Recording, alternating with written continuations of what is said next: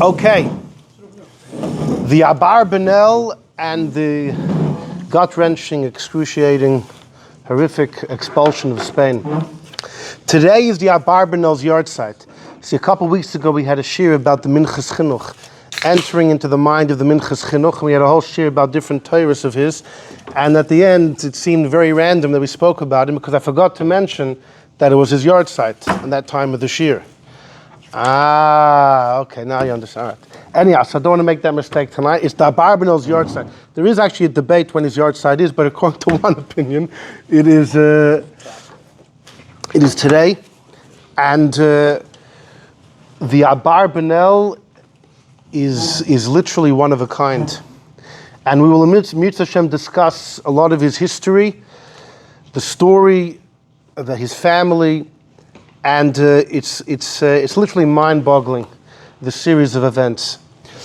However, I would like to begin with just some of his Torah. I would like to enter into some of his ideas, right away, and to get a glimpse of, the stories are one thing, but his Torah is his essence. Let's start a little bit with some of his ideas, and then we'll go back and see who the man was. So join me in number 1.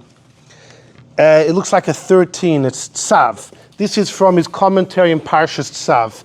It's an idea that I love, and it's first on the sheet. In Parshas Tzav, the Torah speaks about a certain mitzvah that a Kohen Gadol has. Every day he should bring a korban of flour. He brings a certain amount of flour, divides it in fact half of the matzahs or challah are brought in the morning, half in the afternoon. And the Kohen Gadol brings this every day. A regular Kohen brings it on his first day at the job. Tosfos says that every regular Kohen on his first day is like a Kohen Gadol. The reason that a Kohen Hedyot, a simple Kohen, brings this Kohen Gadol korban on his first day, because in the first day when you start off, you're like a Kohen Gadol. You think Mailim B'Kodesh only gets better. What does that mean? Like downhill from there? Anyhow, give him anyhow. Fine. The Abarbanel, Rabbi Yitzchok Abarbanel, would like to know, why does the Kohen Gadol bring this sacrifice every day, and it's particularly made out of flour, which traditionally is the korban oni, the sacrifice of the poor man. One can bring an animal, one can bring a bird. The real oni, the Evian Nebuch, he brings flour. So how do you explain the fact that the Kohen Gadol is instructed to bring the korban oni day after day? So the Abarbanel gives a host of reasons. And I particularly want to look at reason number 4 and 5, but I put number 3 over here because number 3 is also a nice one. He says, V'hagimel, reason number 3 says, the V'helike Abarbanel, K'dei shelo yizbaishu hachoitim, mahakriv korbanosayim. A sinner should not be embarrassed when he walks into the temple and, I sinned, chatasi, avishi, pashati, I sinned, and here's my korban. How embarrassing, how shameful is it to walk into the Beis HaMikdash with the korban? But B'roisam, when they see that the Kohen Gadol, maybe ba'ad nafshay, shtei kaparos b'chol yom, when they know the Kohen Gadol's busy bringing 2 korbanos every day, morning and evening, you're in good company. You're in good company. Don't be so ashamed. Okay. V'hadalud, reason number 4 is. Right, well, yeah, you're fine, right. V'hadalud, well, it might be very expensive to bring, fine, yeah. But v'hadalud, k'dei shelo yizbaishu ha'aniyim. The poor should not be ashamed in their v'yonim when they bring flour. Imagine the poor man rocks up, he wants to bring a gift to the Eibishter. What can he afford? Flour, not even the bird. It's embarrassing. So he knows, this is the Kohen Gadol's korban. Ki yoimu, they're going to tell him, the Kohenim that say, don't be ashamed. This is the Kohen Gadol's korban. Haya Kohen Gadol einay makriv korban yoysu choshev mizebach. The Kohen Gadol brings this every day. So this answers why he brings it every day. It also answers why he brings the flour. The next reason number 5, is he flips it. K'dei lahachnis lifnei Hashem. We want the Kohen Gadol to enter the Beis HaMikdash feeling like a poor man. He should enter ba'anava and with humility. Ubesimane dalus, with symptoms of poverty. He walks in bringing flour like an Ani and an Evian who's standing in front of the Almighty God. So what do I see from reason number 4, reason number 5? You know, when the Baal Shem Tov came, one of the main messages of the Baal Shem Tov was to tell the simple person, you're not simple at all. You know what you carry inside of yourself, a holy neshama? Do you know what you can accomplish? Do you know how high you can reach? You know who you are? He would turn to the big Gaon and the big Talmud Chacham and say, don't feel satisfied, don't feel content, don't feel like you have it all. You know, you're at the tip of the iceberg. You have so much to work on. There's so much to rectify. You have so much more to accomplish. Don't feel so high. But to the simple man, he would build up his confidence. You know how great you are. You know, by Chassidim, we say that a Chassidische Farbrengen is like a para aduma. The para aduma, the ashes sprinkled upon those that were tamei would become tahor, and those that worked on creating it that were tahor would become tamei. So they would say, Chassidische Farbrengen, we take someone who's tahor, someone who's pure and feels that they're pure, and we say, nah, you're not as pure as you think. You have so much to perfect. You have so much work to do. We matame him a little bit. We say, don't think you're as pure as you think you are. And then we look at the guy that thinks it is tamei and he says, you're not so impure. Don't cast yourself out. You know what you can, you know what you have, you know what you possess. We're matar the tamei. We take the tamei guy and we make him pure. We take the purified man and say, hold on, you're not at the end of the road. You still have mountains to climb. It's like the para aduma. And that was really the message of the Baal Shem Tov, and it was not favorably received by the Talmidei Chachamim. Imagine being told, you know, you learn Gemara and Halacha, Talmidei Chachamim are the pinnacle of society. Comes the Baal Shem Tov and says, you know, get off your high horse. It wasn't very well received at first, but by many the message did permeate them. Many became Chassidim, and even those that didn't, it definitely rubbed off in some way. I look at this Abarbanel and I feel he's giving me the same dichotomy, these same messages. First he says, you know why the Kohen Gadol brings this flour offering every day? So when the poor man walks in, he shouldn't feel so poor. We tell him, you know who you are. This is what a Kohen Gadol brings. Well, don't be ashamed. This is what the Kohen Gadol brings. We turn to the Kohen Gadol. You walk in, you bring flour. Don't think you're on top of the world. You walk in like an ani, walk in like a poor man. It's like this exact... Anyhow, beautiful idea of the Abarbanel. Number 2, let's see another tidbit from his commentary in Parshas Ki Sisa.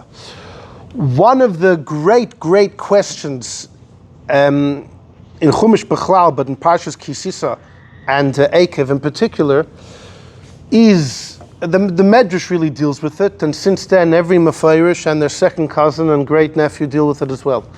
Moshe is on the mountain. The Eibishter tells him, Moshe, Shiches Amcha, your nation has become destructive. So do Maher, they've hastily strayed from the path that I instructed them. They made Avodah Zarah. And Moshe davens, and Moshe takes the luchas. He wants to bring them down to the Yidden. He takes the luchas down the mountain. Seemingly Moshe felt the Yidden are still deserving of the luchas. In fact, in one Medrash it says Moshe had to tug the luchas out of the hands of God, so to speak. Moshe felt the Yidden were still worthy for the luchas. He comes down and he sees the Yidden. There's taka, a golden calf going on. Moshe picks up the luchas and he breaks them. Did Moshe not believe the Eibishter? What he thought the Eibishter was speaking metaphorically? And when he came down, he realized, taka azoi, they taka worshipping a golden calf, he broke the luchas. Well, he didn't believe God when the Eibishter told him? So there are many answers. The Sefer HaIkrim, Rabbi Yosef Elboi famously answered that Moshe believed the Eibishter. For sure, he knew. But there's a difference if you know something through hearing it versus knowing something through seeing it. It's not... Both of them you can be sure about what happened.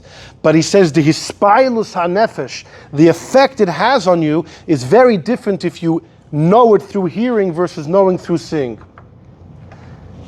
And it was when Moshe actually saw it that it affected him in a more palpable and a greater, stronger fashion, and that brought him to break the luchas. Rav Moshe Feinstein has a letter where he dismisses this explanation of the Sefer HaIkrim. How could you say that Moshe, by holy Moshe Rabbeinu, it's greater it meant more to him, it would affect him more had he seen it with his own fleishika eyes than if he heard it from God himself. Can't be. So he dismisses this. But the truth is, if you look at the Ikrim, he's not saying Moshe doubted God at all. Moshe knew that there's knowledge, there's two ways of knowing something. One's an intellectual. Exactly. Now, Reb Moshe obviously knows that's what the Ikrim meant, but still Reb Moshe feels hearing from God can't be any less than seeing with your physical eyes. Listen, none of us have ever heard anything from God, so we don't know what it's like. But apparently, I don't know Reb Moshe Chves, maybe Reb Moshe, but apparently Reb Moshe is sure that if you hear from the Eibishter, which is not just the Eibishter speaks and you listen, the Eibishter reveals it to Moshe, which whatever faculties Moshe receives it, that should be greater than seeing it. Hashem created us in a way that seeing is more powerful. I know. But over here talking about Moshe Rabbeinu, hearing from God. Listen, I hear you. Listen, whatever you're going to do, Moshe has his kasha, but the Ikrim says what he says, and what? Yes, but it's not a physical re'iyah. Whatever. Yeah, Hello. I'm just presenting the debate, and that's it. Yeah, what I think, what do I know? But I will tell you, the Sforno famously says, the Sforno writes, Rabbi Ovadia Saparno, that Hashem didn't tell Moshe that they were dancing, just that they worshipped the Egel. Moshe thought, okay, you worship Avodah Zarah, there's still hope. But he came down, Vayars HaMacholis, he saw them dancing. They were wallowing in their sin. Then he knew that there's no hope. Anyhow, comes the Abarbanel. In number 2, the Abarbanel is a different take on the matter. The Abarbanel says Moshe Rabbeinu never intended on handing the luchos over to the Jews. Moshe intended from the original moment to break the luchos in front of the Yidden. They should witness it and it would shake them. When Moshe tugged the luchos away from God, it was not in order to hand it over to us. It was planning to break in front of our eyes. Because Moshe thought, if I leave the luchos in heaven, what do I tell the Jews? There was a gift in heaven waiting for you and you guys blew it. They'll say, Shekayach, it's the flip side of the Ikrim. So much more powerful. Exactly. You tell the Jews, I had Torah. It's not the flip side. It's the same thing. Yeah, it's the same thing. The same thing. Angle. Right. You exactly. Show them, you're breaking exactly. That's gonna have so look what he writes. So he says that was always Moshe's plan. So that's his take on. Look at number 2. The words before are, if the Yidden would not, and then we read, if they would not see the luchos and not see the Eibishter's handiwork, how awesome it was, if they never saw it, Moshe, even if Moshe would say, I broke it, what'd you break already? Oh, you would never believe. They'll say, Taka, we won't believe. Yeah. Ki yoser tispoil hanefesh. This is mamish like word for word from the Ikrim we just quoted. The soul is more affected from what you see with your eyes and what you hear from Magidim. Even if you think, is the Abarbanel saying the Yidden wouldn't believe Moshe? No, they would believe Moshe. They would believe. But it's not the same when you know something through seeing versus knowing something through hearing. Just like the Ikrim said. Now, Reb Moshe Feinstein might say, in this case, okay, because this is not God. Human, exactly. Not God. Yeah. Fine. Okay. Continues the Abarbanel, Ulekach heviam, he took them from the mountain with the intention to show it to them and break it in front of their eyes. That was always the intention, nothing changed. Fakir, he believed God all the way. According to the Abarbanel, Moshe believed Eibishter from the first moment. And he always had in mind for this drastic drama that would unfold in front of the Jews. V'chein omer b'Mishnah Torah, if you look in Mishnah Torah, in Parshas Eikev, Moshe says, I grabbed the 2 luchos, I threw them from my hands, I broke them in front of your eyes. Right. What do the words le'einechem mean? Yeah. Moshe was, I didn't stand break them. I could have broken them in heaven, or could have left them in heaven. I broke them and I wanted you to see it. I wanted you to realize what your sin had affected. I want you to realize what you've done, the consequences of your actions. And v'hutra b'zeh hashai lahavav. His 6th question was this question. The Abarbanel in his commentary often starts question after question, 10, 20, 30 questions after questions. And then he has a whole arichis, and then throughout he magically answers all of the questions. I mean, it's unbelievable stuff. But these are a couple of, one more before we get into the whole history, which is really... The Alshich is like that a little bit. There are a number of similarities between, although generally the Abarbanel is more of a philosopher, and the Alshich is more drush. Likes to be what we call drush. But the Alshich was a great speaker. In fact, we know that one time in Tzfas, the Alshich was giving a drosha, It was Parshas Vayetz. It was all about Lavan. The Arizal walks into his shul. The Arizal usually davened elsewhere. It's not like they say they all davened in one shul. No. There were numerous shuls, many shuls. But the Arizal walks into his shul for the drasha. Just come for the speech. You ever see such people? Just walking for the speech. The Arizal sits in the back. The Arizal walks in. Anyhow, and the Al-Shich darshans. Living there. I mean, the Al-Shich was much older, 30 years older or so, a little, 25 years older than the Arizal. And after he finished, the Arizal told the Al-Shich, your drasha was so exact, even Lavan himself was sitting here listening to the drasha. Lavan himself came. The Arizal came to shmuz with Lavan. All right, fine. The Zayda, the fact is, he's the Zayda. Anyhow, so before we get into the history, which is really just going to tug at our hearts, one more beautiful idea from the Abarbanel. In number 5, the Abarbanel wrote, so the first couple of things we saw is from his commentary on Chumash. He wrote on Chumash, he wrote on Nach, he wrote a number of other Sfarim, and we'll discuss them as we go through. This is called Mifalois Elikim, the works of God, a philosophical sefer. And in this paragraph, it's mamish, it's one of my all-time favorites.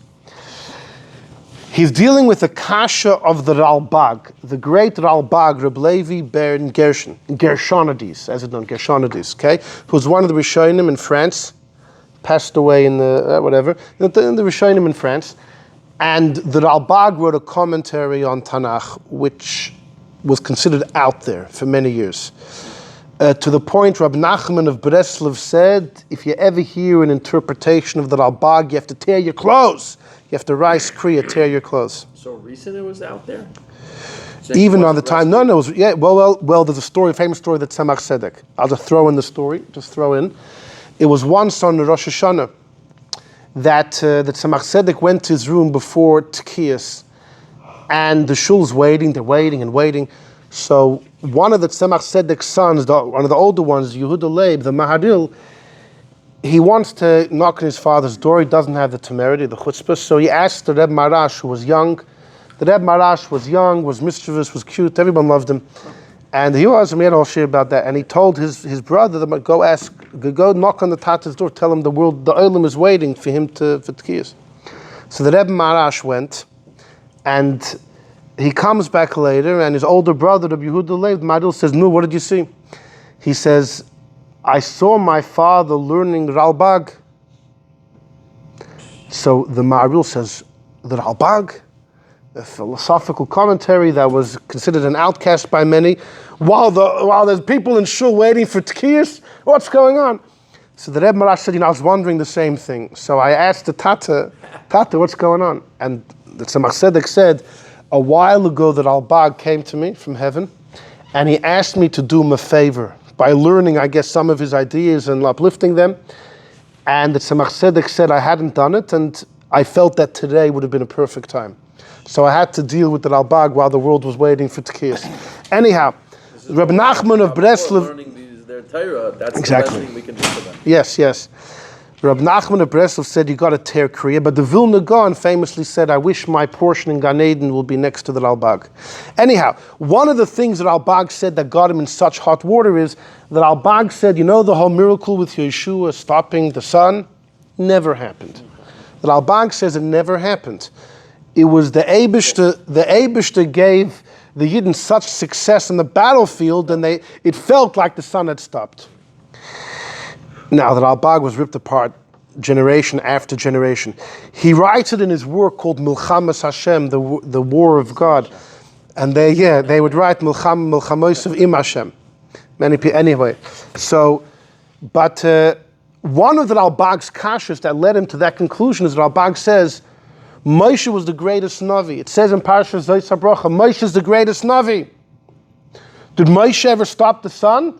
Okay, Chazal say he did, but it's not recorded in Chumash. How could it be that the Psukim, scriptures would record a greater miracle by Yeshua than Holy Moses? Can't be. And therefore the miracle has to be a mashal. Says the Abarbanel says that's based on a false premise. That the greatness of a Navi is relies exactly on how he can change nature. The greater the actions, the greater the accomplishments, the greater the miracles, the greater the wonders, the greater the Navi. It says that Abarbanel is not how it works. Who? No. Hundreds of years later. 200 years later. So in number 5 says the Abarbanel, V'hanirali bazel, let me tell you something. Hayesoid asher alav banu de'oseim anoshim ha'ele. These people, shleimim heimitanu. Okay, so he's complimenting them, they're at peace with us. But the foundation they used, Einoid Tzedek, is not right. V'lo yamit is not true. Because the mile of kol navi is kefi madregasa b'nevuah. Do you know what the bar of how a navi is measured is by his prophecy and closeness to God? Avaloi kefi anisim, it's not the miracles that he does in his days.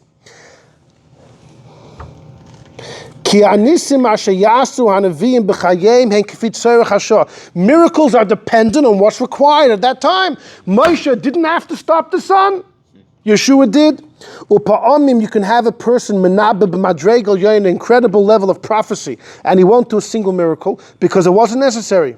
And you can have a Navi many tiers below him, but he'll do incredible miracles because b'yom was necessary. Maybe when it comes to, I would say witchcraft, the greater the action, the greater the wizard. But, when it comes to Kabbalah, the one that can pull off a greater Kabbalistic trick, doesn't represent the greatness of the Makubal or the Navi. Avraham Avinu, his koyach was great in prophecy. Miracles, how many miracles do you find by Avraham? Elisha was much lower than Avraham b'madrega. Miracles abound. He also did nisim harbe. He did more miracles than Eliyahu, even though he was not as great as Eliyahu in prophecy. The Abarbanel says we know that Elisha was a student of Eliyahu. Elisha has double the amount of miracles as Eliyahu. Elisha asked from Eliyahu before Eliyahu went above, Pishnayim Baruchacha, double the amount of spirit. And Elisha received that. And in miracles he had twice the amount, but says Abarbanel, he was not as great in prophecy. Now I will tell you, hold on a second, the Rebbe did discuss a number of times that if Elisha's miracles were double, then it means his spirit in general was double. It's not just the miracles. If the miracles are double, that's a sign that his spirit was double. When it was Pishnayim Baruchacha, the spirit, it doesn't just mean the miracles are a reflection and a result over the fact that Elisha's spirit was double that of Eliyahu. That's what the Rebbe says. He also says, hold on a second, we know that the Baal Shem Tov had a group of Talmidim, the Chavraya Kadisha, the Holy Assembly. 60 of them. Shishim Gibeirim Soviv Lo Megibeir, 60 of them. The Magid had 120. Pishnayim, 120. And the Rebbe says that the amount of students must reflect double the amount of spirit that the Magid had over the Baal Shem Tov. So many Chassidim understood that to mean that the Magid was double the Baal Shem Tov. I remember years ago, when I was younger, I had a shayla. If you look through the Frierdiker Rebbe's Sichos, Moreinu HaBaal Shem Tov is constantly, Baal Shem Tov is everywhere, much more than the Magid. So, and the answer I received was, well, the Baal Shem Tov, he began the movement, so therefore he gets that honor. But it doesn't mean he was greater in spirit. However, there is a statement of the Alter Rebbe. The Alter Rebbe said that when it comes to drawing down godliness into the realms of, you have medaber, right? You have humans, and you have animals, and semeach, and doimim. The Baal Shem Tov was able to draw godliness down into places the Magid couldn't. It's black and white from the Alter Rebbe, and the Rebbe brings it in Sichos as well. The Alter Rebbe said that the Baal Shem Tov had a greater koyach in some areas than the Magid, which means it's not exactly as advertised. So when the Rebbe says the Magid was twice in spirit, it means I don't know, we have to figure out what it means, but it's definitely not across the board, because the Alter Rebbe did say, and the Rebbe quotes it. The Rebbe quotes it in Sichos, that the Baal Shem Tov was able to permeate godliness into places the Magid couldn't. So therefore, when the Abarbanel says that Elisha outperformed Eliyahu in miracles, but was lower in prophecy, the Rebbe might agree. When the Rebbe says Elisha was twice in spirit, but he also says the Magid was twice in spirit, and it's not across the board. So different aspects. Okay, I'm just pointing that out. But the reason I'm quoting this Abarbanel is, look at number 6, he continues his point. The Inyan is like I said, the miracles are not a reflection of the essence of the prophet. They're done according to the tzorech, what's necessary. And therefore, Einoi Mehatem, it's not a wonder that Yeshua pours the sun in the sky, Kipshutai, which is the truth. And Eliyahu and Elisha brought people back to life. Did Avraham? Elisha and Eliyahu both brought kids back to life because it was necessary for them. Other Nevi'im, they performed Nisim Mufloim. Did Moshe bring someone back to life? He says, Ve'ein ze giroyin etzlo, it's not a problem. Hey, love, it's not a problem. Because miracles are based on the time. It doesn't reflect the nature of the Navi and the Tzaddik. This reminds me, the great Rashpatz, the Chassid Rashpatz, was asked about the Rebbe Rashab. Does the Rebbe Rashab possess Ruach HaKodesh?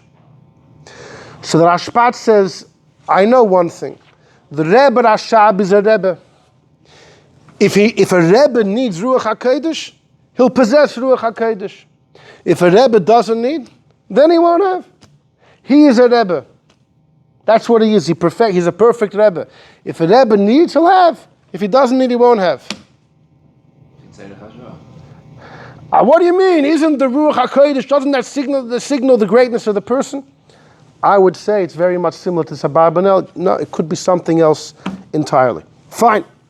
So that's a couple tidbits of this great person. You know how that sounds? It hurts to say, what? I can see the Ralbag saying, it's not possible. I'm going to buy it. Exactly. That's what the Ralbag is doing. Yeah, that's true. Does the Ralbag say anything about Elisha and Eliyahu being Chayim Nisim or Yechesel being Chayim Nisim in the record? Many learned by Elisha and Eliyahu. Okay, Lav Davka, the kids died.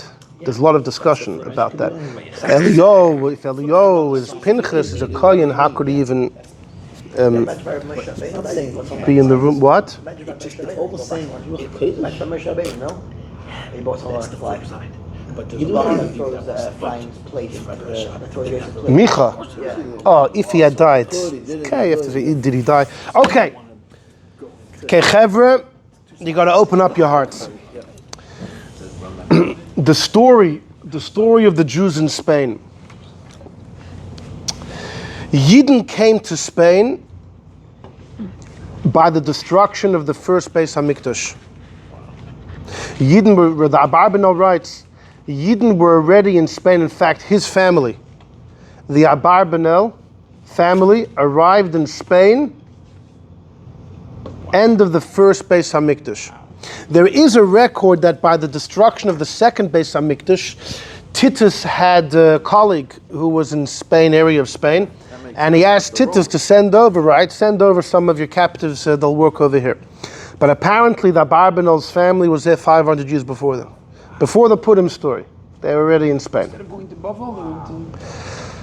Don't know how they got there. There were just 2 families, he says, that came there at that time. Anyhow, but... I remember that. So, anyhow, so here's the story. The Yidden are in Spain. We're moving up to the 1300s, okay? During the 1300s, there was a horrible black plague, the Black Death. Millions of people perished, and they blamed the Jews. Poisoning the wells. Poisoning the wells. In Switzerland, in Basel, Switzerland, I believe it was Basel, but it was definitely in Switzerland, yeah, Basel. They accused, and the Yidden were found guilty of poisoning wells, whole city killed. And from there, throughout Germany, throughout France, Austria, other places, tens of thousands of Yidden were killed. Exact numbers we don't have. It was in 1348, 1349. It was known as Kach V'Kat. We know of Tach V'Tat that happened 300 years later, the Khmelnytsky massacres in Ukraine and Poland. This is 300 years prior. Kach V'Kat. And, it was horrible. I'm just reading, horrible. Not so much in Spain, but Yidden in Ashkenazi lands, brutally murdered. Many of them were burnt alive. Horrible. There's numbers of hundreds of Yiddish settlements destroyed. Hundreds and hundreds. You're talking about myriads, tens and tens of thousands of Yidden killed. But not in Spain. Spain, the Yidden were there. The Yidden actually had a nice degree of success in Spain. Because of that, many Yidden had somewhat assimilated as far as culture, ideals.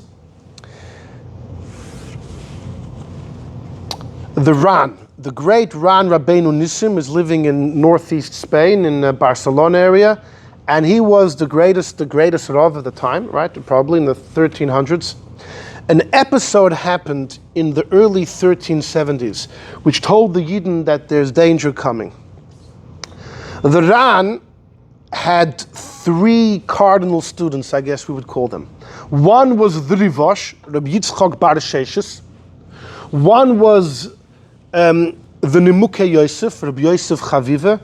And the third was a philosopher, Rabbi Chistoi Kereskas. The Ran himself was a major Talmudist, but also he was a part philosopher. We have the Drosha Haran we quoted before from him. So I guess you could say poetically he was mostly a Talmudist, partly a philosopher. So from his three students, two of them were major Talmudists, the Rivosh and the Nemuke Yosef. And Reb Chistoi was a phenomenal philosopher. Ma'izeda, Oliver Shalom, Ziyartzai was just recently was a great admirer of this Reb Chistoi Kreskas. I got many were. He wrote a sefer, Hashem. And the Ran and some of his students were thrown into prison with other Yidden. They were thrown in prison in Spain, Barcelona area. They were thrown in prison. They were all innocent. 6 months they were held in prison. What was the charge? I don't know the details. It's a little blurry what happened. They were all let out, but the Yidden began to understand that they were, in somebody else's hands who did not have their best interest for them. Pressure was building up in northern Spain. Pressure from the Christians were upset. All these Jews living amongst us, and they have all the money and all the success, etc., etc.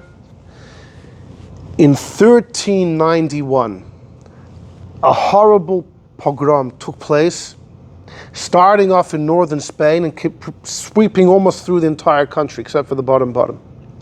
Some say up to 30,000 Yidden were killed. We don't have exact numbers, but in almost every city in Spain, you name it, pogroms. It was not official from the kings. At that time, Spain was divided into, there was Castile and Aragon and Catalonia, different areas. But so this was not official, not from the church.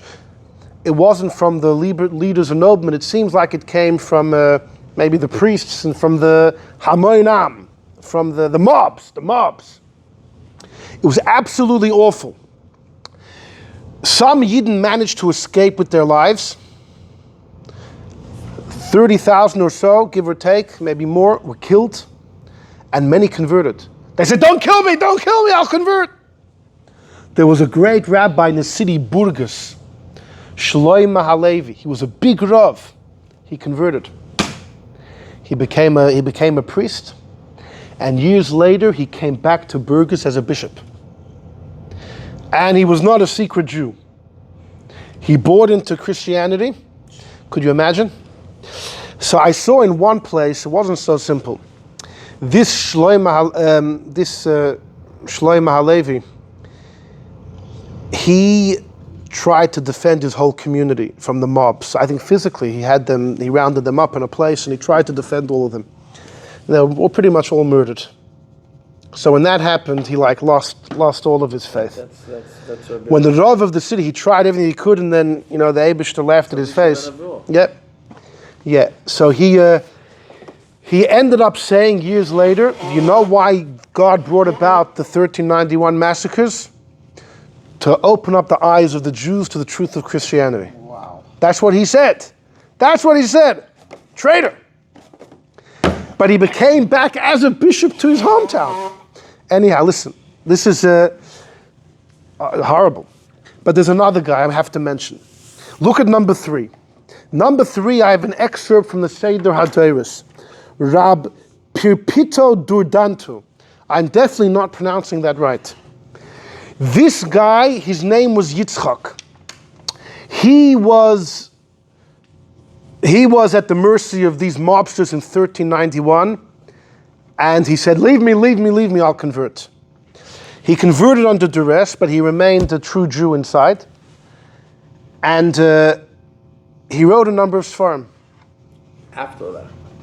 Wow. Exactly. And they're accepted. Why not? Why not? He was outwardly a Christian. According to many, though, he ended up leaving Spain and then he reverted back to Yiddishkeit later. So it was only temporary. But look at number 3. His name was Yitzchok. What type of name is Pirpita Durdanta? This was his baptized name. The Seder HaDoros, Rabbi Chil Halpern, 300 years ago, is quoting his baptized name. But that's like Reb Pirpita. He doesn't say the Yitzchok, known to the Christians as Pirpita Dante. He says, no, Reb, it's unbelievable. He's quoting Reb with his baptized name. He was alive during Kuf Nun Daled. That's 1394. He made a sefer called Maaseh Ephod, which is on Diktuk. And he writes about the importance of learning Chumash and Mikra and Nachan. But what does Ephod mean? It's Rosh Tevis. Omar Purpita Durdanto. He even put his own name. The Aleph Pei Daled. The Yesh Kabbalah, the tradition that he converted and he did Shuvah. There's a tradition that he converted but he did Shuvah. That's from the Shalshelas HaKabbalah, okay, big Rav in Italy, etc. But then look in the Sifsei Yeshanim, is a history sefer written by Reb Shabsi Bas, who wrote the Sifsei Chachomim on Rashi. He writes about Reb Priput wrote a famous letter. He wrote a famous letter called Al Tihi Ka'avosecha, don't be like your fathers. This guy, Reb Priput. Allegedly, he wrote it to a friend of his who had converted under force, but ended up embracing Christianity.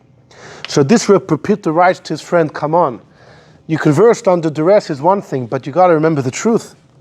So the Sifsei Yeshanim writes that the Shalshel made a mistake. Rab Pirpito himself never converted. He wrote a letter to someone who had converted to repent, but not that he himself had gone through such a journey. But I will tell you that the acceptance is that he did convert. That's how he got the name Pirpito. But apparently later on he moved elsewhere and he reverted back. This sefer that he wrote, Maaseh Ephod, is studied by everyone in Diktuk. He also wrote a commentary on the Moreh Nevuchim.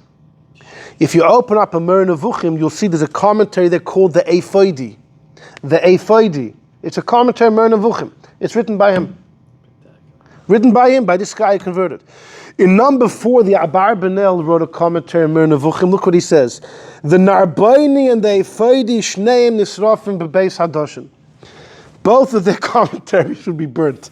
The Abarbanel is very upset with the Ephodi, not because of who wrote it, but because of some of the ideas he felt were foreign. But the fact, if you open any Moreh Nevuchim, you have the Ephodi. This was written by a guy who converted under duress, lived as a Christian. Marano. But the Seder HaDoros quotes him, can't believe it, with Reb, and then he quotes his. So again, allegedly, when he was able to leave Spain, he did, and then he threw off his. No, definitely, everyone agrees that he remained a frum Jew in heart. That's the question: is what happened in the end? Anyhow, that happened in 1391. Rab Chizdoi Kreskas, who we said was one of the Rand's greatest students, was alive then. Rab Chizdoi had one son, murdered. Rab Chizdoi writes, my only child, murdered. The guy murdered him in 1391. Later, Rab Chizdoi remarried, had some more kids, but at that time was his only kid, murdered. The Yidden were reeling post 1391. Rab Chizdoi Kreskas, he was the Rebbe. He kept Yiddishkeit going throughout Spain.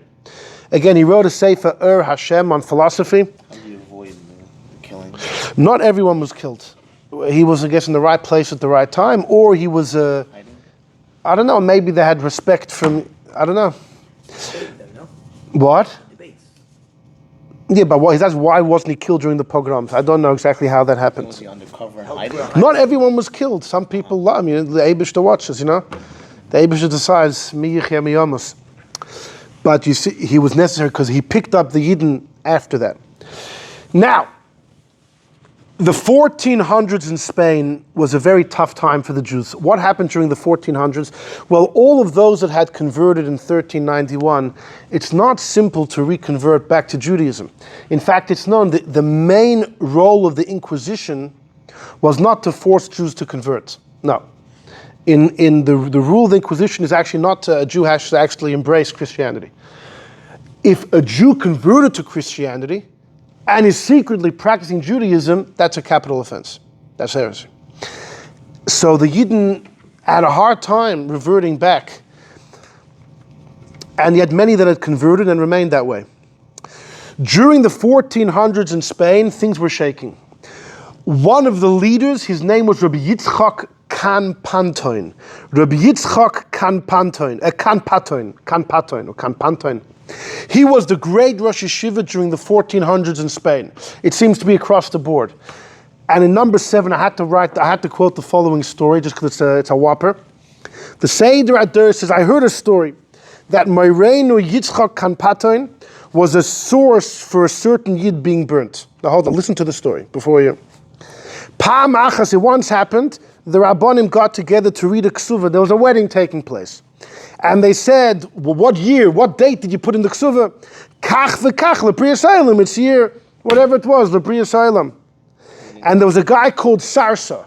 That was his name, Sarsa Jew.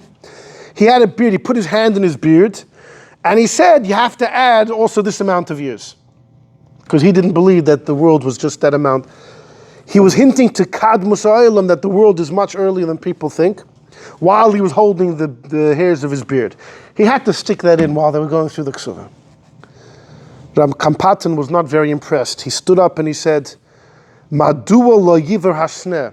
Like what Moshe said, why is the thorn bush not burning? It was a curse. He was taken to Goyish courts, Christian courts, who they also said, how could you claim the world is older than we say? And they burnt him. So this was this Yitzchok Kanpatan, he was the chief Rosh Yeshiva for in the 1400s. What? After the Ran. Yeah, after the Ran. Yeah. The Ran wasn't alive in the 1391 massacres. So here you have the 1400s. The Abarbanel. The Abarbanel's name was Yitzchok. Don Yitzchok. Don, the Sir Master Yitzchok Abarbanel. His Zayd's name was Shmuel. Shmuel was in Spain in 1391 and converted. Shmuel Abarbanel he didn't want to die, and I guess he felt, I'll just go with them for a few days, and he converted. But as soon as he could, he ran to Portugal. And in Portugal, they went back to Judaism. So even the Abarbanel, it was not simple what happened there. So the Abarbanel's father grows up in Portugal, and the Abarbanel's father was the finance minister of the King of Portugal. And Rabbi Yitzchok, the famous Abarbanel, Rabbi Yitzchok Abarbanel will ultimately become that finance minister as well. Rabbi Yitzchok is born in 1437. Okay, so you're about halfway into the 1400s. He grows up in Portugal, and he was highly successful.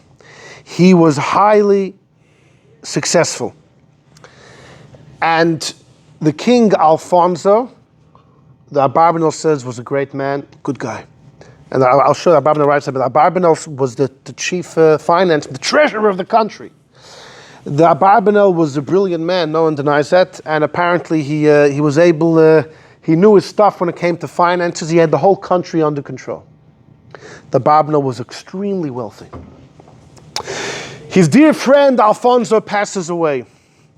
Alfonso's son is next. Alfonso's son is paranoid.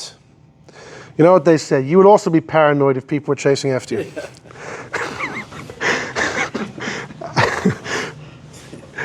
And he felt that there was an uprising against him. This Alfonso killed anyone that he suspected to be involved in the uprising.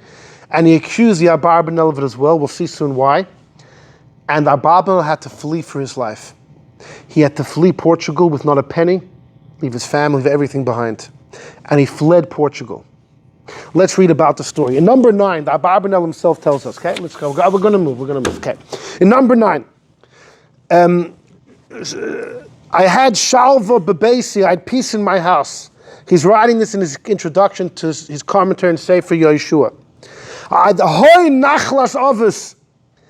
I inherited. There was a lot of money. I mean, they were extremely wealthy family. My house was full of Hashem's brachas in Lisbon. Hamahulala. He writes to say Lisbon. Ir ve'eim was a mother city in Portugal. The Eibishter gave brachas in the storehouses of wealth. I had everything. I had houses, I had attics, meravachas, there was so much space. And my house wasn't for me, it was beis va'ad l'chachamim. People would come in, we would decide things there. And there was Sfarim, and there were lots of books there, scribes would come. My house, there was so much money, but so much tzedakah. People would come in and take care of everybody. There was Torah, V'gdula, it was mamish like utopia, everything. Gashmis and Ruchnis in that house. He says there was so much peace in the Heichel HaMelech Don Alfonso. You see 5 lines from the bottom. Don Alfonso was the king. He was a gibber, he was a mighty king. He ruled from Yom ad Yom, from one seat to the other, I guess in Portugal. Everything he did succeeded. He was a just king, he was pious, and he did tzedakah baris. He believed in God. He was God-fearing. He didn't act improperly. Doirish Toiv La'ami, took care of his people. I mean, he was a good king. Look on the next page. Next page, number 10. Says Abarbanel, but then his son came along. Don Yuan. Melech Chodesh, number 10. He said, the next king, his son, Hafach liboy lisnoi sorov l'snakol bavodav. His son became paranoid. He disliked all of his members in his court. He was worried, who's looking for the throne? And he told all of them, B'nei Mavis atem, you deserve to die, ki kashartem alai, you rebelled against me, all of you. You want to give me over to the kings of Spain. And he grabbed one of the greatest ministers, second to the king, and he killed him by the sword. Look to the left in number 11. The Abarbanel says, I heard is coming after me. Because those that had been accused of this rebellion were old friends of mine. And because I was his great advisor, this king was sure I was involved in the plot. Oh, everything he writes, yeah. Very poetic. Oh, right down to the Melech Chodesh, the whole Exactly, Lo Yod, exactly, there you go. In number 11 he says, and there were people that informed, people, B'nai Belial, unscrupulous fellows, who wanted to take vengeance against me. They're probably jealous. So they told the king, they said stories that they claimed I had done actions that I had never done. They accused me of being involved in this merida, in this rebellion. Never happened. He says, B'soichav, number 11, the 4th line, during this turmoil, I get a message.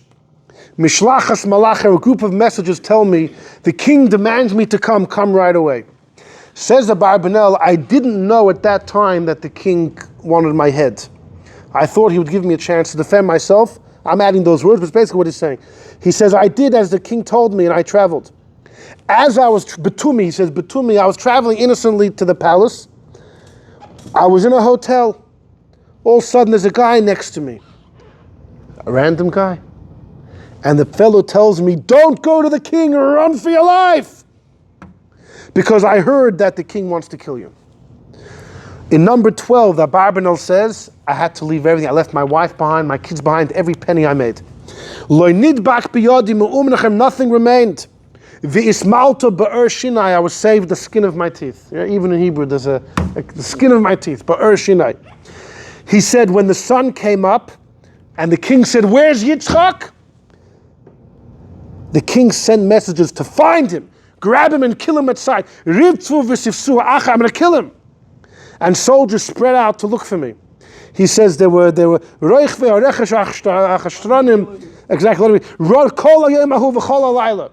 the next day and next night there were soldiers looking for me to kill me.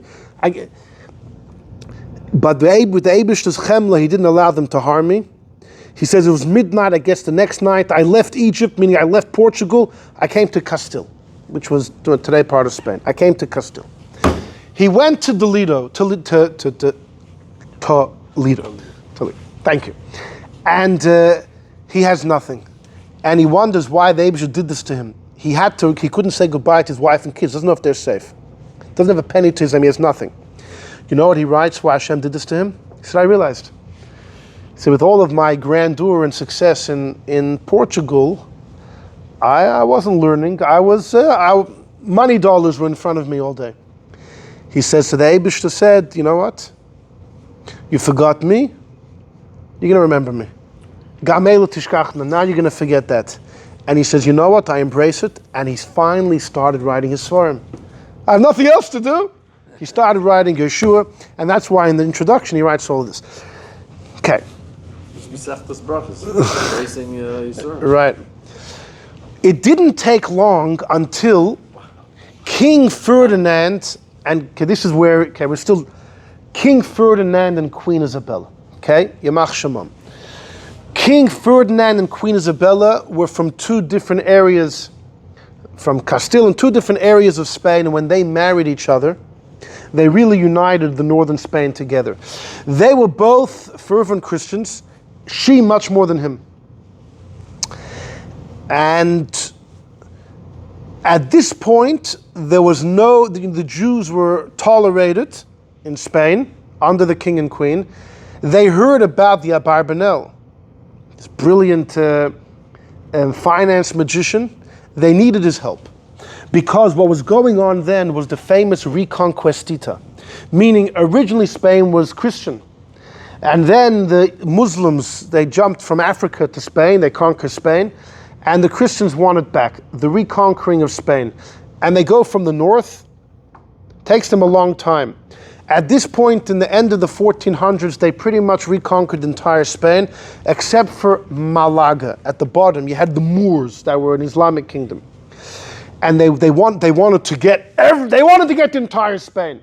They were spending lots of money. They said to Abarbanel, we need your help. We need you to assess what's going on and help us. He did, and he weaved his magic, and the king and queen knew he was indispensable. I mean, he was literally a magician in this field. What way?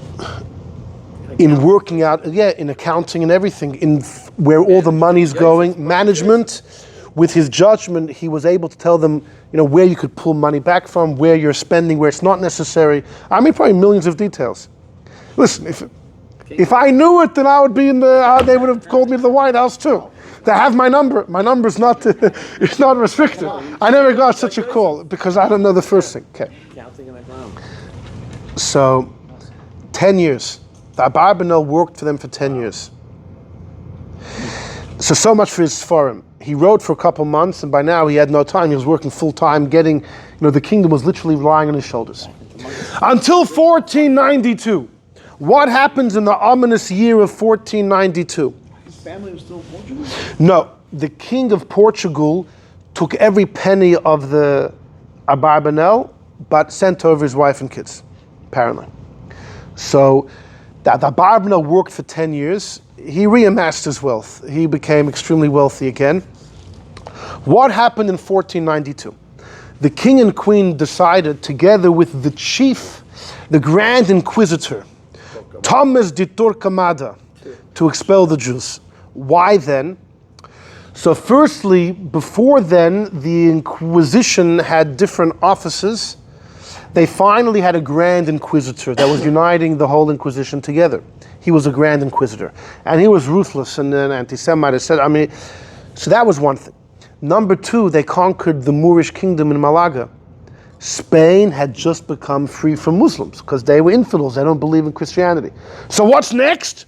Get rid of the Jews. In addition, the marriage of Ferdinand and Isabella united the whole northern Spain together.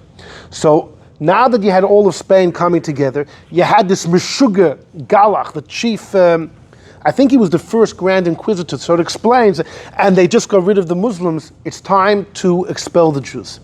The Alhambra decree, as it's called. The Inquisition's goal was to expel the Jews from Spain, not to kill the Jews, to expel them. They have to leave their money behind, but go. And this happened in 1492.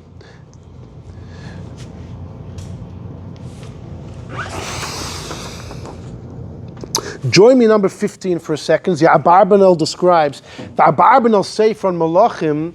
He wrote later in life, after the 1492 story. So he writes about it. He says, they were told you have 3 months, there can't be a Jewish loitishor parsa, there can't be a footstep in the mud from anyone who's a Jew in anywhere in Spain. Says Abarbanel in the 3rd line of number 15. Be'ez heyosi shom, when I was in the palace, right, he was walking in and out of the palace. I was in the courtyard of the king. Yogati Bikari. I called in my voice, Nichar Groini. I spoke to the king twice, 3 times. Ischananloi. I supplicated. I said, King, save us. Why should you do this to the Jews? The Jews are good citizens. Demand from us money. We'll collect the money. If it's fines, fine us, but don't throw us out. He says, I called all my friends, Abarbanel says, those that visited the king frequently, to beg for the Jews. He says, the king did not listen. He did not answer any of the claims he was said, and he says, the queen was busy whispering in his ear. In other words, he was under the influence of his wife. You thought it's just by Jews? No. King Ferdinand was under the influence of his wife, Queen Isabella, because she was more religious than him. She was under the influence of Thomas de Torquemada, who told her that it's, as a queen, this is your moral obligation. You can't have infidels living in your country. Throw the Jews out. And so they were given 3 months. Look at number 16. The Abarbanel continues. What happened to the Jews? So I'll just tell you. Many Jews stayed behind. You know what it means to leave? They weren't allowed to take a penny with them. Yeah. Where are you going? In fact, look what the Abarbanel writes. It's hair-raising. In number 16, they went without strength. He says 300,000 people left Spain. More stayed. You're talking about 1 million Jews throughout Spain. I don't know, maybe the number, I don't know. Well, that's what he says. He says, I was with them. Now you should know that Abarbanel was told by the king and the queen, you could stay, you're an exception. He says, you send out my people, I'm going with them. They say, if you leave, you can't take a penny with you. He says, strip me of all my money, I'm not staying here. They said, you could stay. Apparently they were offering to stay as a Jew. He wasn't going to be forced, he could be the exception, you know? But he didn't take it. And he says, I was with them. They were young, they were old, there were kids, there was women. On one day, they say it was actually on Tisha B'Av. Okay, maybe. B'kol Medinas HaMelech.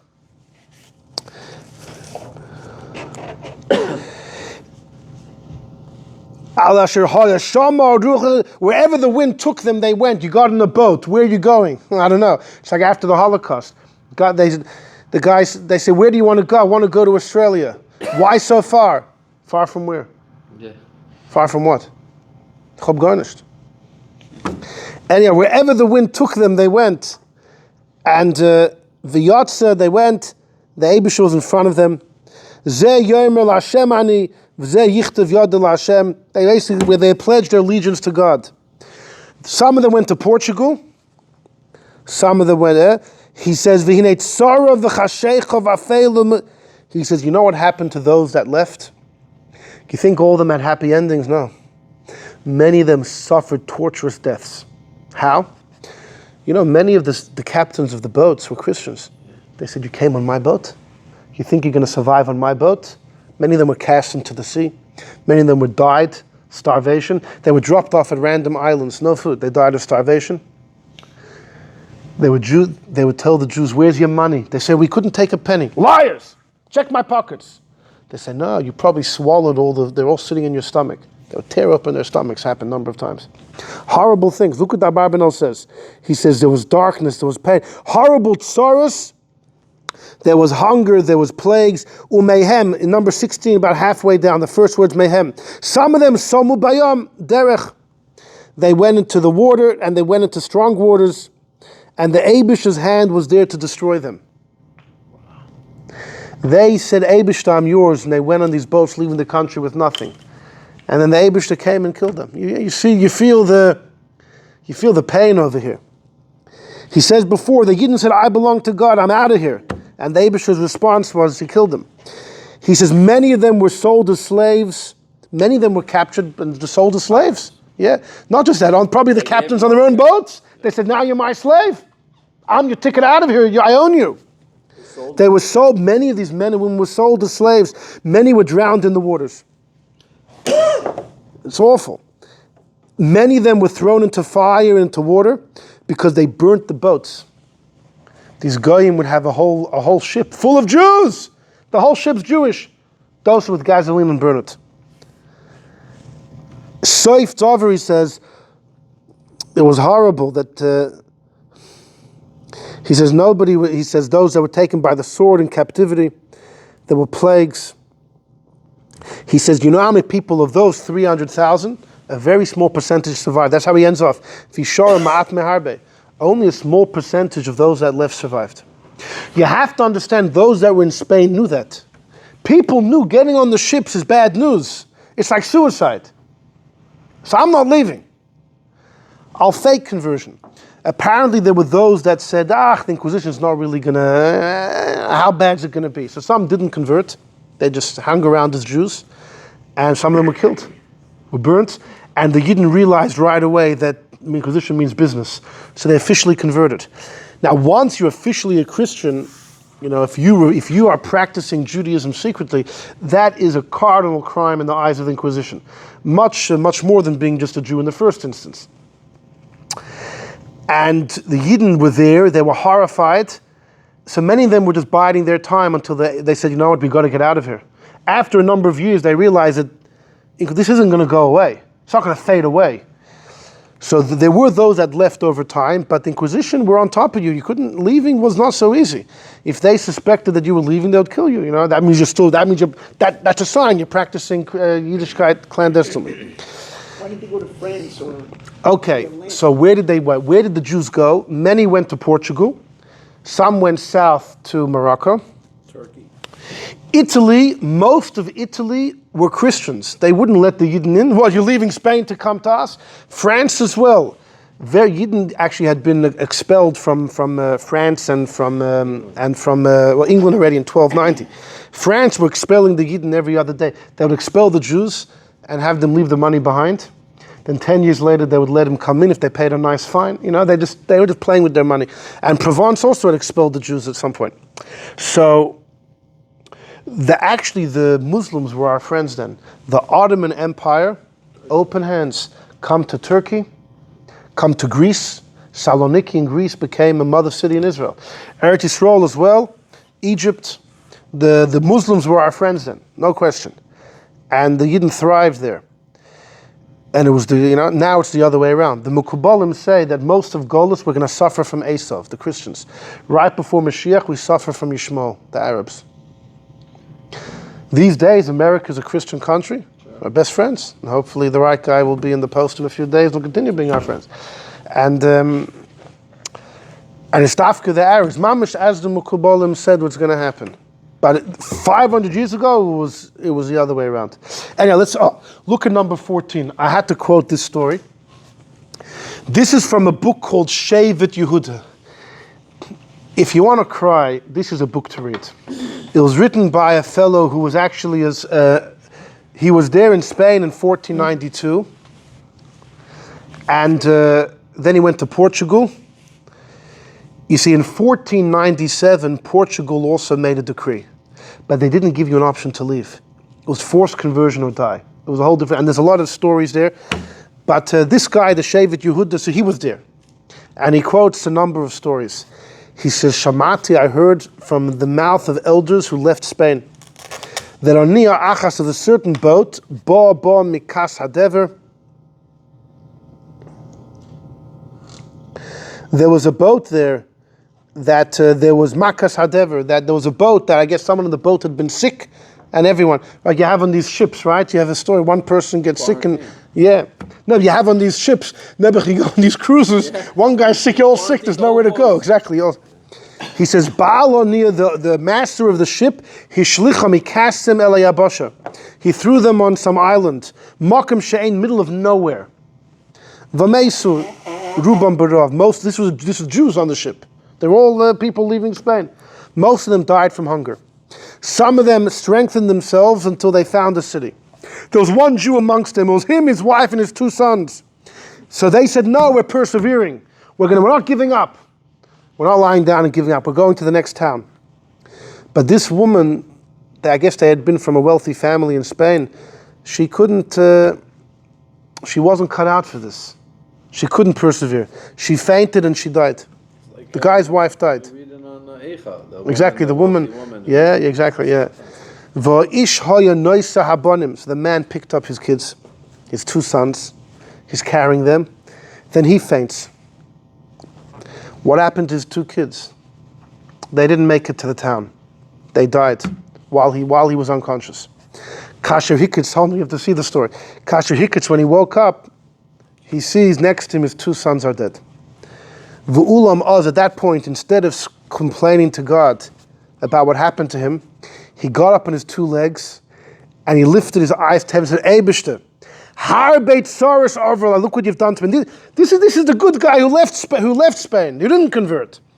These are the people that trusted in the Eibishter.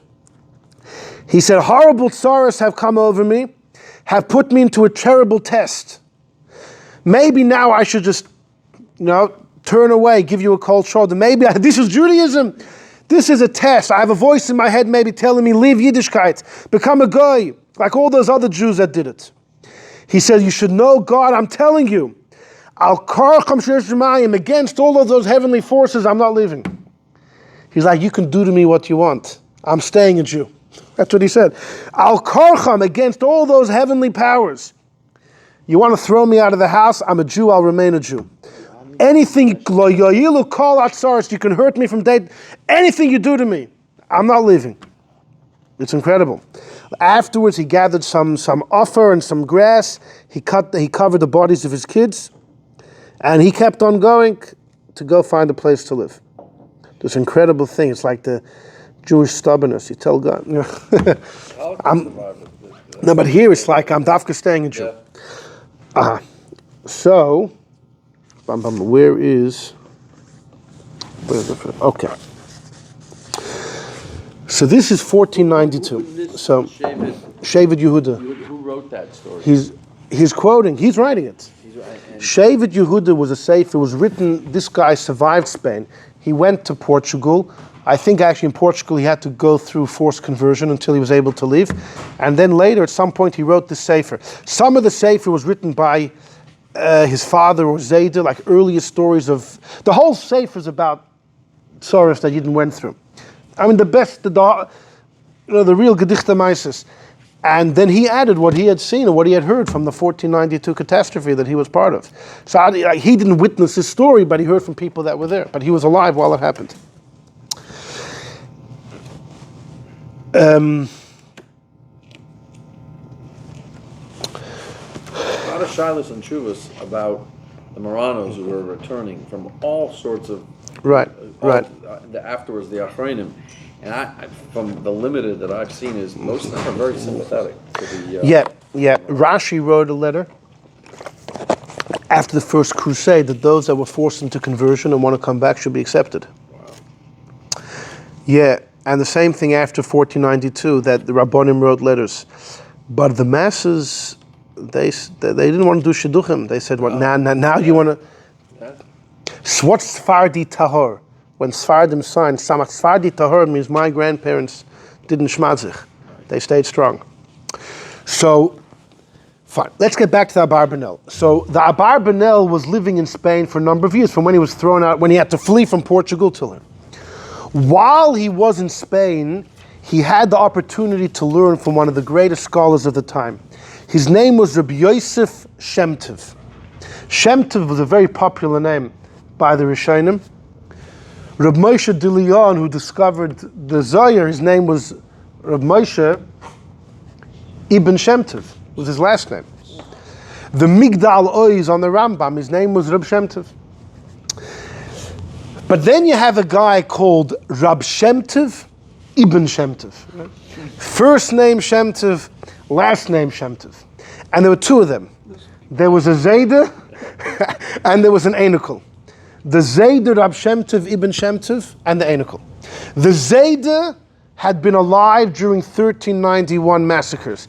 The Zayda, the first Rab Shem Tov, Ibn Shem Tov, was a Kabbalist, was anti-philosophy. He wrote a sefer called Sefer HaEmunos, and in it he takes major issue with the Rambam, Ibn Ezra, Al-Bag, etc., etc. And he writes a frightening thing. Rab Shem Tov, Ibn Shem Tov says, I was there in Spain in 1391. You know who converted? All the rationalists, all the thinkers, all the philosophers. Oh, it doesn't make sense to die or to flee. I'll just, on the outside, I'll do a little conversion, but I don't really mean it. He says, all the rationalists, every last one of them. He says, you know who died? The people that didn't, not necessarily the simple people, but those that had a simple faith. And when it came to the Eibishter, they didn't know any chachmas, they did what they had to do. That's what he says.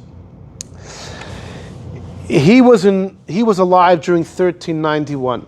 Rab Shem Tov, Ibn Shem Tov. He had a son called Rab Yosef Ibn Shem Tov. Rab Yosef was the Rebbe of the Abarbanel. Look in number 8.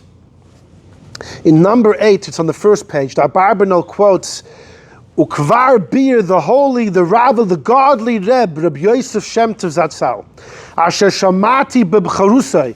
This was when the Abarbanel was in Portugal. He had learned, so we should have done it earlier, it doesn't matter. He said, I heard from him Chachma Mipiv B'Harbe Ma'amarav. He said, Rabbi Yosef Ibn Shem Tov was my guy growing up in Portugal. He actually says something interesting in number 8. Rabbi Yosef Ibn Shem Tov proved that from the words of Aristotle and his commentaries, there is no proof that after a person dies, a person's wisdom remains. Is a person's wisdom immortal? Or does it die when the body just ceases to function? Maybe wisdom is so abstract, it's so godly that it doesn't disappear. That's the discussion of the immortality of the soul, and if the soul is defined by its knowledge, without getting into all the details. But he says, I heard from my Rebbe that the only proof there is for the immortality of the soul, and the only way to reach immortality of the soul, is not through wisdom, just like not through honor. Honor is also, kavod is somewhat is delicate, refined, spiritual. But once the body shuts down, all that disappears. The only way to have immortality of the soul is through knowledge of Torah and mitzvahs. Whatever the explanation, and he says at the end, "Uma yofu dvarav," he says, how beautiful are these words. The Abarbanel learned under this fellow, Rabbi Yosef Ibn Shem Tov. This Rabbi Yosef Ibn Shem Tov had a son, who was the second Shem Tov Ibn Shem Tov, named after his Zayda. And this second one, funnily enough, was a major philosopher, loved the Rambam, in contrast to his Zayda. To the point he wrote a commentary in the Moreh Nevuchim. The Einikul Reb Shem Tov Ibn Shem Tov was the major fan of the Rambam's Moreh Nevuchim, in complete contrast to his Zayda, who was a foe, an antagonist of the Rambam's Moreh Nevuchim. But this was the family. The three generations, there were more, the Shem Tov family. But Abarbanel learned by the middle generation. This Reb Yosef was his Rebbe. And the first Reb Shem Tov says, I was there in 1391. It was all the philosophers, the rationalists, when it came to the crunch, they weren't willing to give up their life. In 1492, there was someone who made the same observation. His name was the Chosid Yavitz. The Chosid Yavitz, Rabbi Yosef Yavitz was his name. He's known as the Chosid Yavitz. And he was in Spain, and by the expulsion he fled. There were many great people that, you could write a whole list, in fact I actually intended to, a list of some of the great names, just so we could look at some of the great names of those that, the Rabbi Yosef Kaira was a kid of 4 years old, the Radvaz was young, there were lots of big people. But the Chosid Yavitz was one of the greatest pious people that left.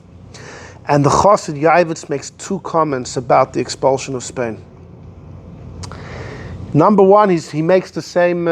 He notes the same sentiment as Reb Shem Tov Ibn Shem Tov. You know who fled? Those that had simple emunah. All the rationalists. No, where you're going to go? It makes sense to stay. We don't really mean the conversion. You rationalize and justify and explain. Well, you have to reason. Doesn't make sense to leave. You ought to be reasonable, right? You got to be reasonable. Said the Chassid Yavitz, you could see. Those that have been influenced by philosophy and Goyish philosophy, they were the ones that succumbed in 1492. And he also said, if I'm not mistaken, he says that, you know why it happened? Because of all the philosophy. Yidden in Spain in the 1400s, Yiddishkeit was falling apart. I'll tell you one thing. One of the greatest people also who was by the expulsion was the Akedus Yitzchok, Rabbi Yitzchok Aram, a brother-in-law actually of the Chassid Yavitz. Rabbi Yitzchok Aram was known as the Akeda. Chassidus quotes him all the time. He was huge. He writes in his Sefer, in Parshas Vayera, in Akedus Yitzchok, things were so bad in Spain, talking about the spiritual morals of the Jews, that there were Jews that were committing adultery all the time. The rabbi said, you know what, it's worth it to make a house of prostitutes. That if anyone has a taiva, they should go there, because it's less of an aveira than sleeping with married women. He says the rabbis had a meeting about this to officially, could you imagine? Well, they did that in times of Gemara. You have to put on a black coat, you go on the back. Okay. You have to know exactly what that Gemara means. But no, this is the rabbi sanctioning officially, and that's what his idea is, it could be a worse aveira, but it can't be official. You can't sanction it. He says this was the issue of Stoim. He says there were other towns that did the same as corrupt as Stoim, but Stoim justified it as policy. This is our policy. He said you can't make it a policy. Anyhow, but in Spain in the 1400s, things were falling apart. So some said that it's because of that the Yidden became so, they were rationalists of philosophy. Their Yiddishkeit was literally dissolving for many of them. That's why it happened. I mean, listen, who could say such a thing? But that's what he says. Anyhow, let's just... They say the same thing about the Holocaust. So, yeah. There were those, there are people who said it right after the Holocaust. Yes, there were. Of course, listen. Assimilated as we've ever been. And it was said in Bnei Brak, they said the same thing in the early 1990s, that because the Yidden, because most of Israel is non-religious, etc. No, people that lived through it. They needed to explain it to themselves. Yeah. And the Rebbe railed against it. But there's a difference when, it's a difference who says it. The Arizal said that many of the people that the Inquisition killed in their previous lifetime had given up Yiddishkeit for the sake of philosophy, and therefore they had to come back and die at the hands of the Inquisition as an atonement. The Arizal could say that. Yeah. No one else could say that. Fine. Anyhow, okay. So the Abarbanel leaves Spain. And that's not lessening the evil of what it is. It's saying it was a kapara, it's this, but it's not saying they deserved it. They said, no, it just so happens to be the harm that came were to people, so it was fixing up something from before, but it was still a horrible, evil thing. Of course, it could be, had they rectified. It's not blaming. No, it could be saying it rectified. If he's talking about someone that decided to stay in Spain and then was killed, he could have left and atoned himself that way. Chose to stay and therefore had no choice but to be rectified through that horrible, whatever. The Abarbanel goes to Italy. Italy didn't take guests, they were Christian. Napoli, the kingdom of Naples, the king there opened his doors for the Jews. Well, it could be vested interest. He wanted the Jews to come. They're successful. The Abarbanel came, within the Abarbanel's again working for the Abarbanel, by the way, had nothing with him. He lost all of his money again. Bet on the Abarbanel. Apparently he took a becher with him. There was a becher that he wanted. He took with him. He had in his pocket or something. The Abarbanel comes to Naples and he's working for the king. Reputation. He was there for 2 years. Then the king of France conquers Naples. Yeah. And many Yidden that were there were killed. But the Abarbanel fled. Actually, the king had died. It was now his son. And Abarbanel is on the move again. In the 2 years he was in Naples, he reamassed wealth. He had to flee, lost it all again. Third time, lost all his money. Portugal, Spain, they lost it all again. He's penniless, but he said, I went with the prince because I owed his father a big favor because he took me in. The Abarbanel then spends, he's in Corfu, the famous island of Corfu, near Italy. Then he went to Monopoli, the city in Italy. And then he was in Venice. And the Abarbanel passes away in Venice in 1508.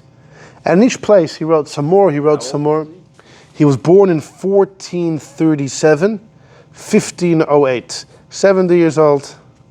Those years. Yeah, imagine what he went through. Yeah. The heartache and everything. And he did lots of traveling.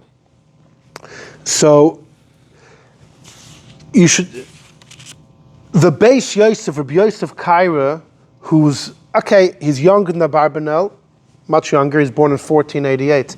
But still, one generation later, he quotes the Abarbanel twice in Halacha. Actually, for the same idea. I was going to put it on here, but it's good that I didn't. Actually, about a big issue in Hilchos Brachos, a contradiction in the Rambam. And Rabbi Yosef Kaira quotes it in his Kesef Mishnah on the Rambam, in Hilchos Brachos, in the third parak, and in Simon 168 of Orach Chaim in his Beis Yosef. He quotes about a certain answer that was given for this Rambam, and he says number of people gave it, but then he says, you know why it's a real good answer? Because you know who gave his stamp on it? HaNesher, HaGodol, the great soaring eagle, the Abarbanel. That's true that the Beis Yosef himself gives a different answer for how he wants to understand the Rambam, but still when he brings this answer, he says it was discussed in a big yeshiva in Spain, and the Abarbanel was there. The Abarbanel, so you see, he had so much respect. Look at number 17, the letter of the Radvaz. The Radvaz was born in about 1480 or so. So around roughly. So the Radvaz has a letter. Somebody asked him about the 13 principles of faith of the Rambam. Really, who's the Rambam to decide? This is a principle, this is not. The Rambam doesn't count Bechira Chofshis as a principle of faith. Doesn't seem to be there. Or that the fact the world is created something from nothing. There's a number of things that the Rambam omitted, and some things he stuck in. What makes something an Iker? Isn't everything in Torah an Iker? Look what the Radvaz says, number 17. Tshuva, my mind does not agree to place in our wholesome Torah any Iker. There's no principles and then sub-rules. Kula Iker, everything in Torah is primary, from the mouth of God. The Gemara says anyone who says that the whole Torah is from heaven except for one pasuk is an apikoros, which means every mitzvah is an Iker, every mitzvah is a foundation. You can have a mitzvah that seems light, but inside there's a tam, there's a soid that we won't understand. So how could you say that one mitzvah is primary, one mitzvah is secondary? Klolus hadvarim, he says, you want to know, you have to look at the Abarbanel. The Radvaz is basically a contemporary, one generation later. The Abarbanel wrote a sefer called Rosh Emona, all about the principles of faith. Chassidus quotes that the Abarbanel is one of the famous things he discusses there is the Abarbanel says, how could there be a mitzvah to believe in God? The moment you say the word mitzvah, that means there's a commander. If you don't yet believe in God, who gave the mitzvah? Also, how could you instruct someone in a belief? You either believe or you don't. And the Abarbanel famously explains, it's not about belief in God. The God that you believe, now I want you to know Him and study Him. Details, etc., etc. It's a famous thing he writes there. By the way, the Abarbanel writes that he didn't learn Kabbalah. But he quotes the Zohar a lot. But he says he never had the fortune to learn Kabbalah. So how does he quote the Zohar? Zohar is a medrash, whatever, but to be taught all the ideas, he wasn't taught Kabbalah. But it's interesting, the Abarbanel believes in Gilgul. But like philosophers, reincarnations. They believe in a lot of the things. Right, but the Abarbanel, like many philosophers, says the Eibishter is not Nimna HaNimnois. For the Eibishter do a contradiction, like Reb Sadia Gaon describes, to put the world through a little ring without squeezing the world to strengthen it or expanding the ring, to move and be still at the same, something which is an impossibility because it doesn't make sense. So almost all Yiddish philosophers said God can't do it, but it's not a problem because these are just foolish imaginations. It's not a problem that he can't do something which doesn't make sense because it's not a mitzvah, it's not an existence. So Reb Saadia Gaon was big about that. Abarbanel, also the Ikrim. The Eibishter, and it's not a problem to say God can't do certain things. But when it came to Gilgulim, Reb Saadia Gaon was gung-ho against Gilgulim. Reb Saadia Gaon says there are fools that think that after someone dies, their soul is now born into someone else's body. Rubbish. In the Baal Shem Tov, yeah. The Sefer or Ikrim later on quotes Gilgulim, and he says he's a little more open to the idea. The Abarbanel by Gilgul already came around. He says there's no way to understand Yibum without Gilgul, that the soul of the one that passed comes in the child. So for Gilgulim, he had, which is most Jewish philosophers were highly against Gilgul. Go figure. He uses a rationalist But argument. no, Dafka through. Well, okay. But he, certain things he was a gung-ho philosopher that doesn't hold of Ninna Hanim Nois.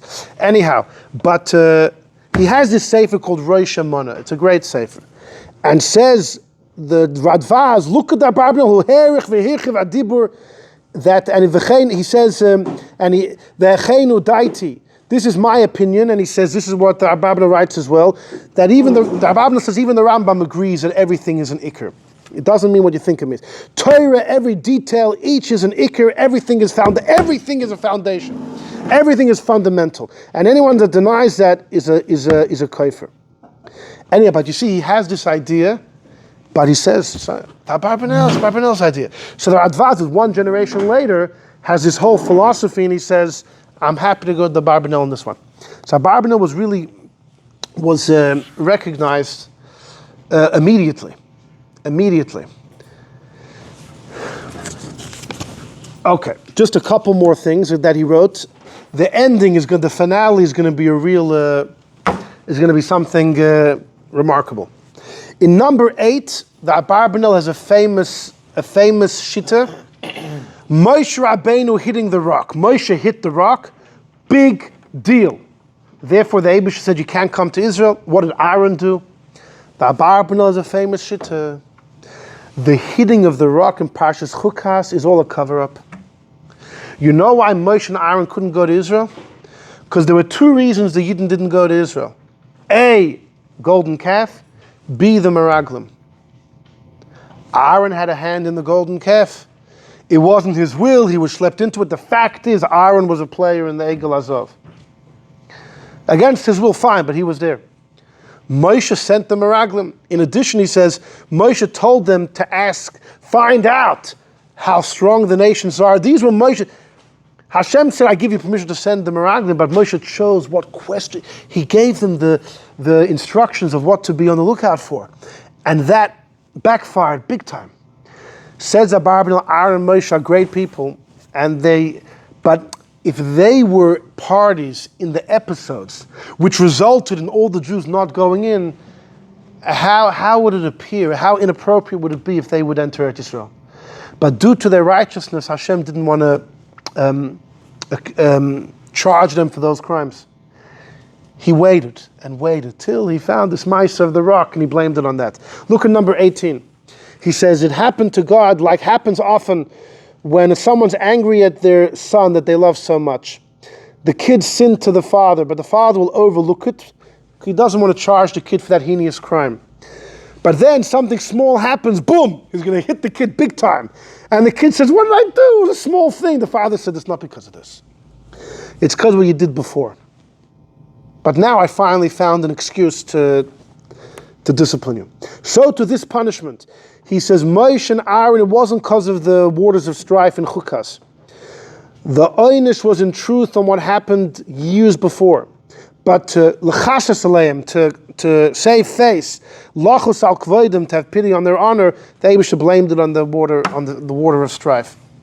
But that's why, says Abarbanel, there's no way to explain why the story in Chukas their crime is equals and it commensurate to the punishment. It wasn't. It was never supposed to be. Okay, that's really the Ralbag. The Ralbag holds that Moshe and Aaron Bechlal never did anything wrong. But because they were the shepherds of the flock, if the flock don't go in, the shepherds don't go in. That's why Miriam didn't go in. He's not explaining Miriam. Anyhow, in number 19 is another famous Abarbanel. This is a deep idea. Everybody asks, Yaakov was afraid when he was going to Esav. Vayira Yankov Moed Vayetzi. He was afraid, he was distressed. What happened to God's promise? God said everything's going to be good, I'll be with you. What, did he forget the promise of God? So Rashi, fine. So he quotes, and by the way, the Abarbanel very often quotes from Gemara and Medrash, and he argues. The Abarbanel argues not only on all the Rishonim before him, he has no problem arguing on Rambam and Ramban and everybody. He often will quote Gemaras and Medrash and say, I don't see it that way, I don't like that pshat, doesn't seem right to me. It's exactly what the Ibn Ezra did hundreds of years before him. But the Ibn Ezra got major flack, right? The Marshal writes in his introduction to Baba Kama that Ibn Ezra, by doing that and giving interpretations different than the Gemara, he gave room for all the Apikurim to say what they want. The Abarbanel does the same thing, but his Kodesh, no one, I don't know, go figure. But the Abarbanel, the Gemara says that Yankov was worried maybe he had sinned and is no longer deserving. Says the Abarbanel, that's not, no. Let me tell you what it is. What does courage mean? What does courage mean? If someone is not afraid to go to the war, they're not courageous, they're not afraid. Courage means when you're afraid. You don't want it, but you overcome. He says like this, if Yaakov wasn't afraid of Esav, there would be no indication that he was relying on God's promise. Do you know how you see that Yaakov really trusted in God? Precisely because he was afraid, and nonetheless he still went.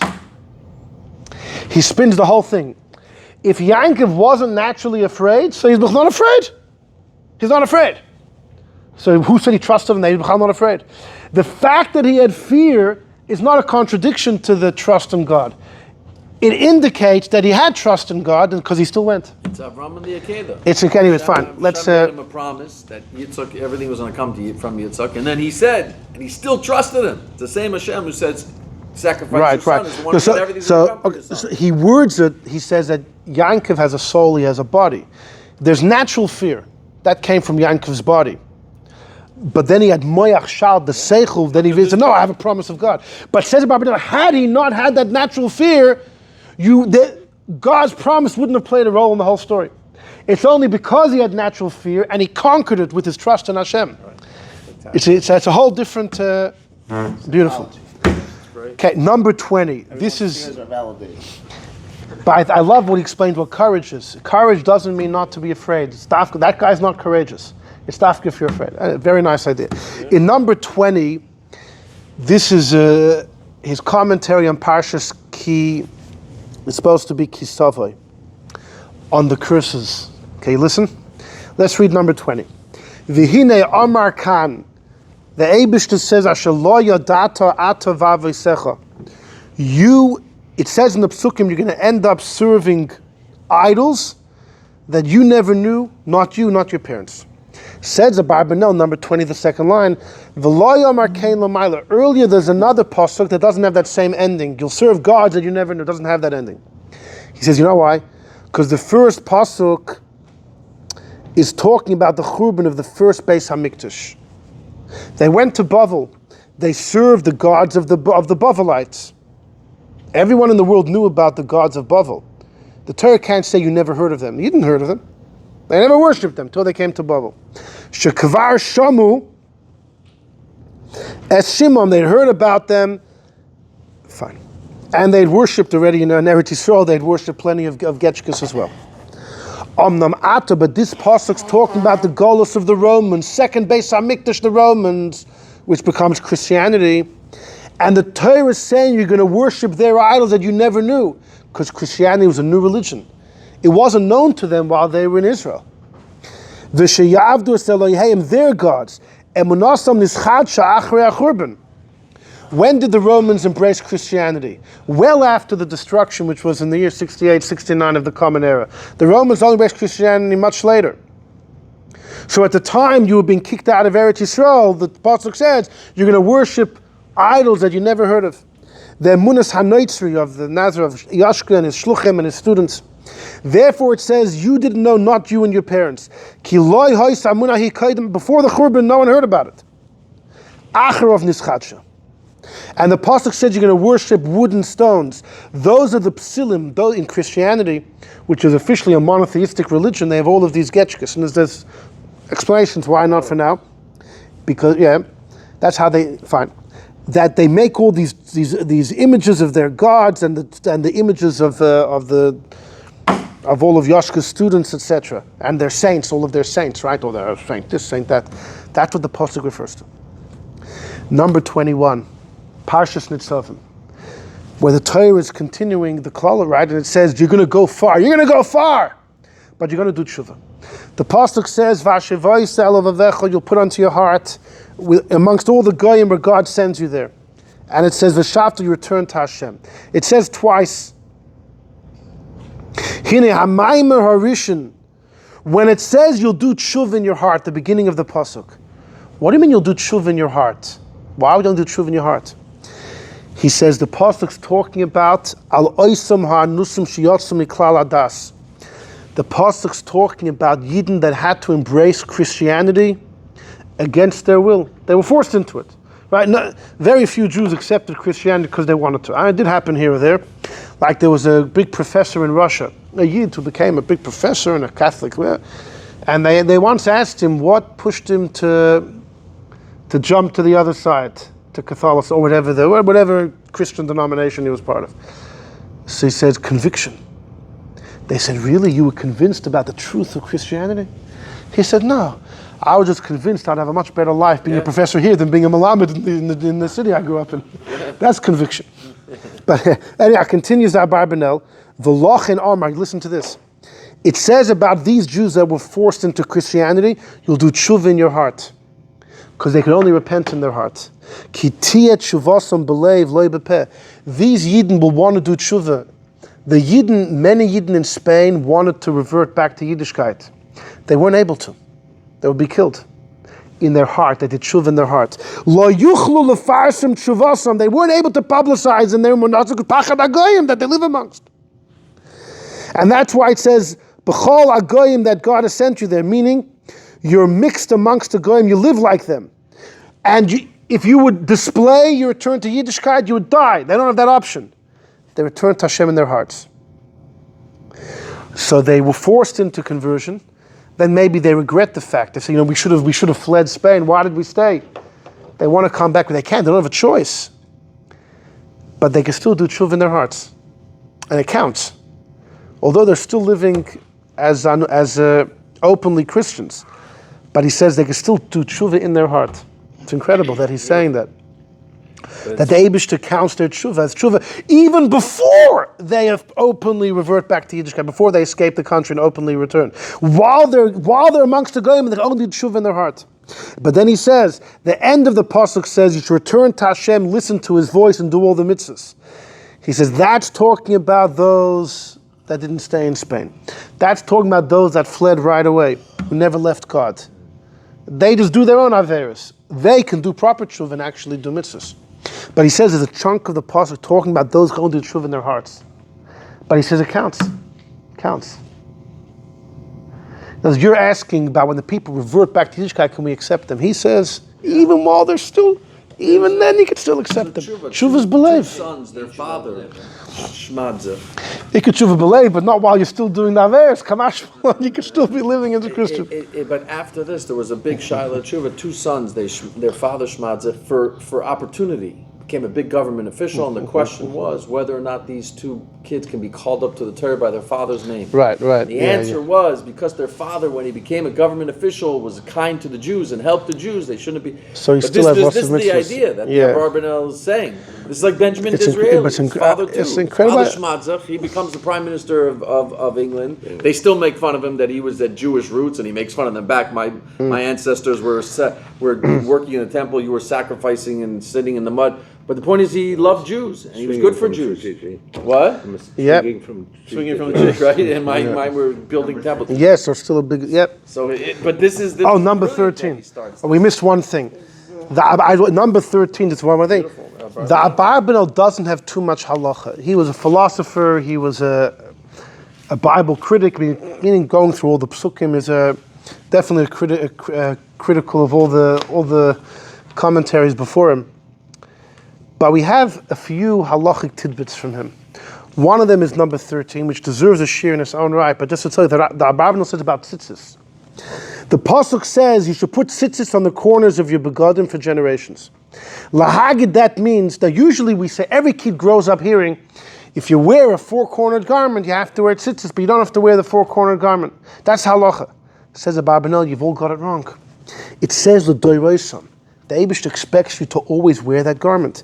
Lahagid, that forever, that if Yidden stop wearing those coats that were officially the four-cornered coats, Al Kopanim makes some type of garment from four corners to wear tzitzis. From here you see that all the error of those that say that if you want not to don a four-cornered garment, you don't have to wear tzitzis. He says they're all in error. You have to. There were a few who said like that Abarbanel, but this was one of his big chidushim. There's a Kesef Mishnah that says that. Okay, some say it's a printing mistake, but the Abarbanel, this is one of his famous halachas. The Abarbanel says you're chayiv to wear tzitzis. It's a big thing. Many people, the Shulchan Aruch doesn't paskin like this, and many people you see they wear a yarmulke. Many frum people do tzitzis. You don't have to. The Rambam says a Talmud Chacham should wear tzitzis. Whatever. The Abarbanel says the pasuk is telling you. You didn't see the word of daraisa. How else do you explain When okay, cheres extra.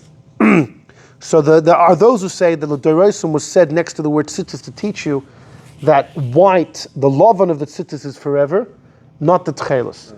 And if you don't have the tchelis, you can still do the lovan. That's another way to interpret the Dorosim. Anyhow, we'll have to talk more about that another time.